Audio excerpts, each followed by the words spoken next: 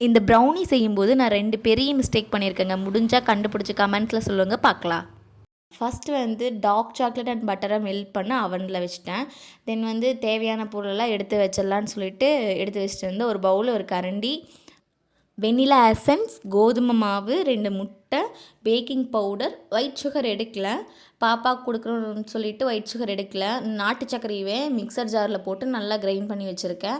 பவுலில் 2 முட்டையும் உடச்சி ஊற்றி நல்லா பீட் பண்ணிவிட்டு நாட்டு சர்க்கரையும் உள்ளே கொட்டி நல்லா பீட் பண்ணி, நாட்டு சர்க்கரை போட்டோன்னே தண்ணி மாதிரி ஆயிடுச்சு. ஒயிட் சுகர் போட்டால் அந்த மாதிரி தண்ணி மாதிரி ஆகாது, ஒரு மாதிரி பபுள்ஸ் மாதிரி வரும். இது ஒயிட் சுகர் நாட்டு சர்க்கரை போட்டோன்னே தண்ணி மாதிரி ஆயிடுச்சு.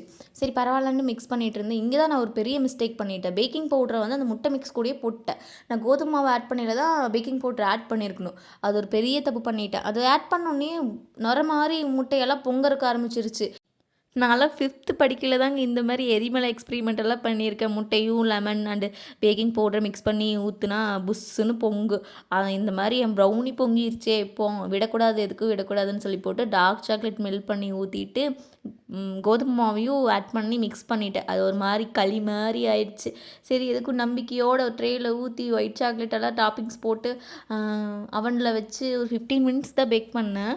அதுக்கே ஒரு மாதிரி கேக்கு மாதிரி புஷ்ஷுன்னு வந்துருச்சு. நான் பண்ணது ப்ரௌனியா இல்லை கேக்கா அப்படின்னே தெரியல, அந்தளவுக்கு வந்துடுச்சு. இதுக்கப்புறம் தாங்க புரிஞ்சிச்சு நான் பண்ண மிஸ்டேக் என்னென்னு, இந்த ப்ரௌனி ஃபஜ்ஜியாக வராதுக்கு ரீசன். பீஸ் போட்டு சாப்பிட்டு பார்த்தா இதுவும் டேஸ்ட்டாக தாங்க இருக்குது. என்ன ஒன்று, அந்த ஒயிட் சாக்லேட் மெல்ட் ஆகவே இல்லை, ஆனால் டேஸ்ட்டாக இருந்துச்சு. ஃபைனலி நான் பண்ண மிஸ்டேக் என்ன தெரியுமா? கொக்கோ பவுடர் ஆட் பண்ணாமல் இருந்துட்டேன். அண்ட் அந்த முட்டை மிக்ஸ் கூடயே பேக்கிங் பவுடரை போட்டு சொதப்பிட்டேன். இதுதான்